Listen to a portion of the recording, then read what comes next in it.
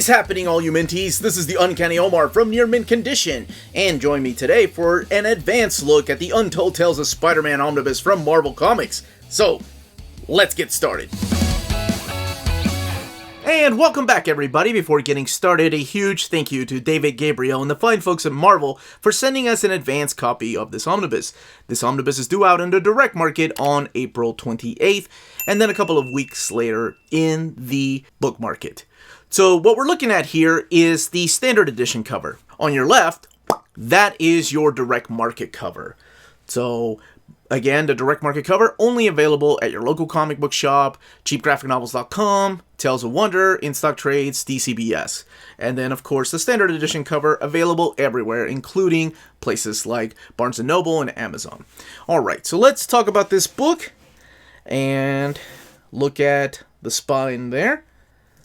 And then the back of the book. Now, this is a reprint of an omnibus that originally came out in 2012. So down here is the content of the book, what it contains, and then the price of the book, $100, the same price that the original printing was. Here are all the covers that are collected inside of the book. And let's look at it under the dust jacket. I love when they do this. Under the dust jacket are the two covers, the standard edition cover and a direct market cover. Alright, now let's take a look inside of the book and talk a little bit about it and what exactly it is. Okay, so let's open this up.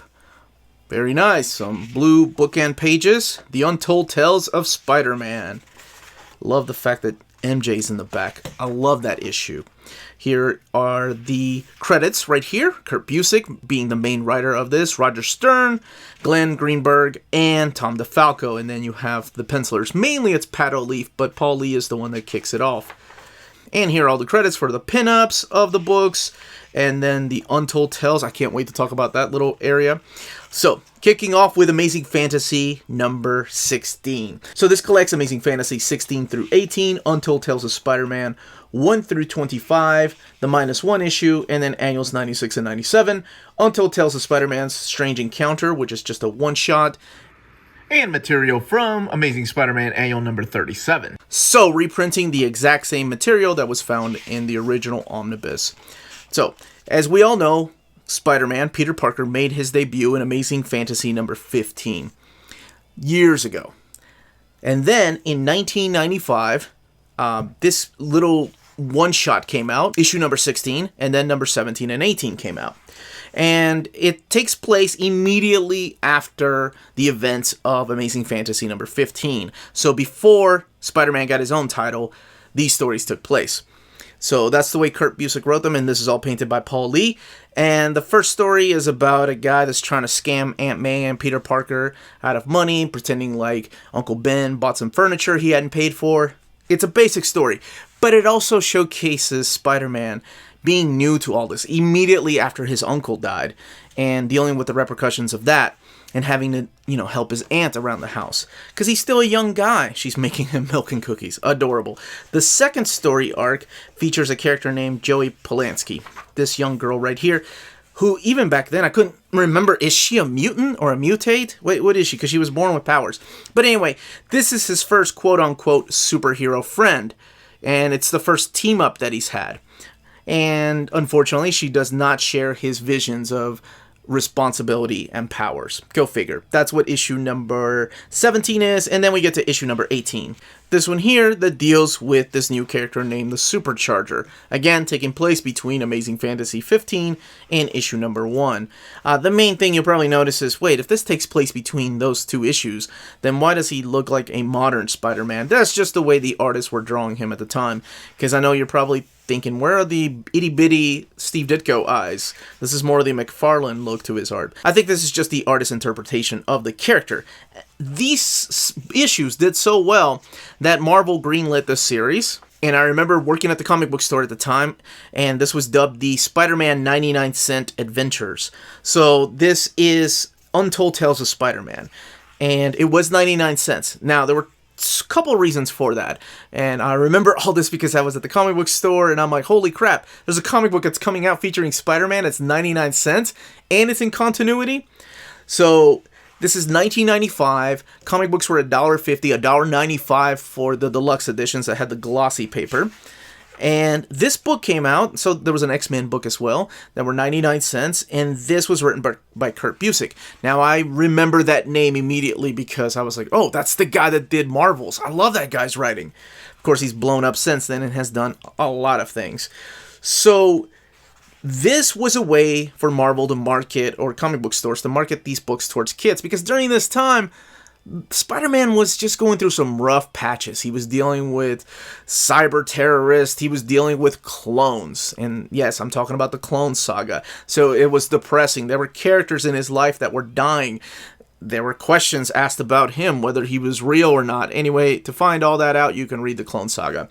This was a place to escape and bring back the simple times of just Peter Parker learning about his powers and fighting bad guys. That's it. The beauty of this series, much like the beauty of classic X-Men stories, is that it took place in the past. So what Kurt Busiek brilliantly did, I swear, remember when I said there's 5 people on this planet that could write stories like this, Kurt Busiek being one of them, Peter David, Mark Waid, but anyway, he placed issue number 1. So issue number 1, this one right here, took place between issues 6 and 7 of Amazing Spider-Man. So this takes place immediately after he fights the Lizard in issue 6 of Amazing Spider-Man, as well as issue number 2. And then 3 takes place between issues 7 and 8, and so on. However, he introduces new characters. He reintroduces characters that you may have heard of if you've read the original story arc that were just kind of background characters. I'm going to talk a little bit about it without giving any spoilers away. One of the things that he does that I think he does majestically in here, besides capture the voice of an innocent Peter Parker back in the day. And yeah, this was back when Peter Parker was just mainly worried about learning to use his powers, and also worried about Aunt May's health. He didn't have any girlfriends dying or arch nemesis coming after him because they knew his secret identity. It was the simpler times, but it was still pretty rough. So, I had a point. Damn it, what was it? What was my point? The artwork, by the way, is all supplied by Pat O'Leaf, and the inks are done by Alvey, and they were my favorite combo when this book came out. Eventually, somebody else takes over the inks. But I thought that this was such a unique way, much like the classic X-Men, these stories took place back then. And in between issues, and then this is really cool, but issues 6, 7, and 8 take place between pages 5 and 6 of issue number 10 of Amazing Spider-Man. That was awesome, because there's so much time that goes by in that classic Silver Age issue that these issues 6, 7, and 8 took place in between 2 pages. I love that, and this was coming out during the time when I was leaving comics, and it was one of the comics that I hated leaving behind. But I did keep them, and then I got the rest of them when I came back to comics. Because being 99 cents, they really didn't hold their value. I don't know if any of them are worth any money anymore, because it does introduce a lot of characters in this. Oh, Sally. Yeah, see, like, Sally was a character in Amazing Fantasy number 15, but she is so fleshed out here. Betty's fleshed out. Betty Brant is fleshed out. There are new characters that are introduced through these pages, like the Scorcher, with the Headsman. And later on, Headsman, I think, ends up joining the Thunderbolts. Scorcher was a part of the Masters of Evil, if I'm not mistaken. So, this was a time of just, I don't want to say purity, because there were a lot of bad things going on, but it was a simpler time. It was a time to escape from all the bad things that were happening in this ongoing Spider-Man title. And when I worked at the comic book shop, this is one that I recommended kids and adults trying to get into Spider-Man, because it was like reading those Silver Age books.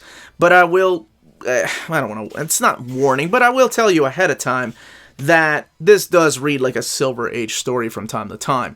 So, meaning that there's a lot of heavy dialogue in here. So just keep that in mind.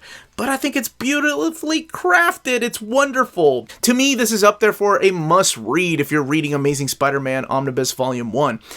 Because sadly, like I said, this goes up to issue 25. So it really is just the contents that happen in between the pages of Amazing Spider-Man Omnibus Volume 1. And it adds so much, and like I said, it fleshes out a lot of the characters. Now, I do have to talk about a specific issue. I think it's issue number 10. This one, oh man, Ron Frenz does a fill-in issue, and I remember his lizard just freaking me out. Maybe it was his mouth. That is creepy. Oh, Commanda. Never mind, it's not issue number 10. Also introduced through these pages. This hot chick that can control men and tries to lure a young Peter Parker to do her bidding with her lusty ways. I'm just saying, I don't think you need that headpiece to, lure me to do whatever you wanted. Just saying. Alright, but there is an issue here. This issue right here. This issue is so powerful and moving. I'm only going to show this page. This is issue number 13. And it's important because all of this happened off screen in the original comics. So not only does Kurt Busiek reintroduce characters in here and flesh them out, make them bigger, sometimes he kills them off. And this particular issue, man, this is touching. There's another issue I want to talk about before we get to the extras, and that is issue number 16 with a little prologue in issue number 15. So this is the Mary Jane issue, and I remember when I had to talk about it because I said that she was in the background. So how in the world is Mary Jane added to the story if the two characters didn't meet until later? Awesome! I love the loopholes that he works around. Spider-Man is doing something, she sees him, but he doesn't notice her. He's doing something and notices her, but she doesn't notice him. Brilliant! Oh man, this feels like, it's a retcon, whatever. But to me, it feels so important, like a part of history. So let's keep going. There's also the annuals here. By the way, one thing to know, this is the one-shot with Doctor Strange. It's got different artwork there. But one thing to note is that the annuals... Hey, there's the headsman. That dude, yeah, he ends up joining the Thunderbolts. Doesn't have a happy ending. X-Men appear. There's a lot of characters that appear here from the Silver Age. You have the Human Torch, the X-Men, some of the Avengers show up, and I'll leave other surprises for you. But the important thing to note is, yes, right here, Annual 97 is placed before Annual 96. Now, don't think that's a misprint of any omnibus. It's supposed to be that way. Annual 97 is supposed to be read before Annual 96. And then the very last thing that's collected in here... Oh, we have the extras back here. Oh, let me show you this. This is cool.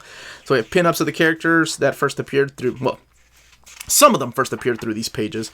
But the best thing that they have back here are these right here. The Untold Tales You'll Never See. This one here, drawn by Dan DeCarlo, a take on Archie Comics. Of course, he is the co-creator of Sabrina, Josie and the Pussycats, and he's one of the artists on Archie, and the legend himself, Don Rosa, on Stan and Steve, Uncle Jonah.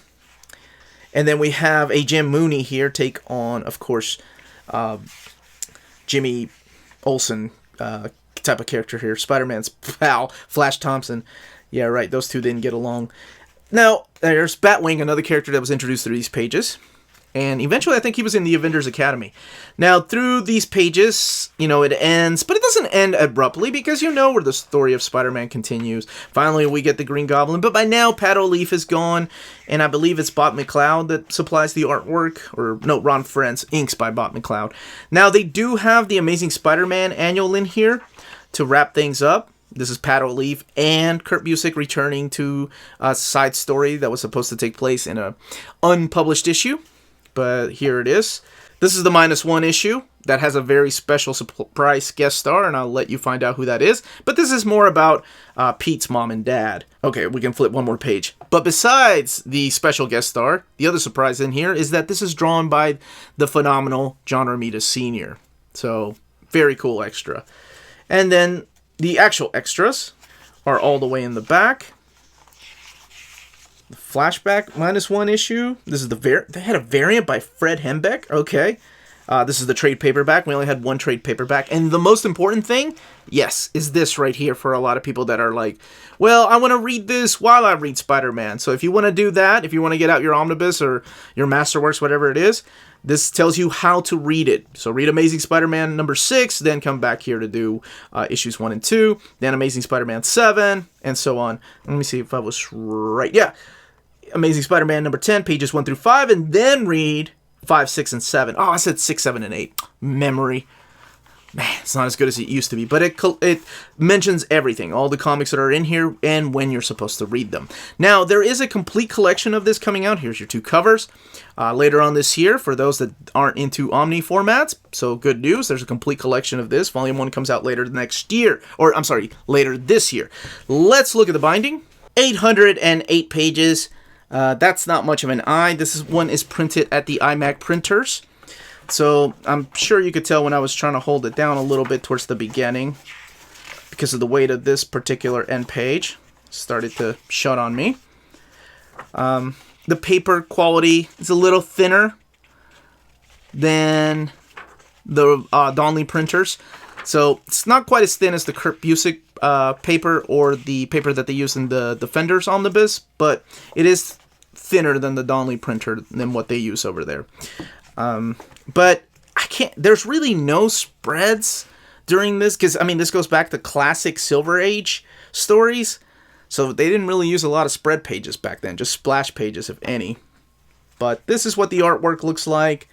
Oh, Hawkeye, see what I mean? Some Avengers show up.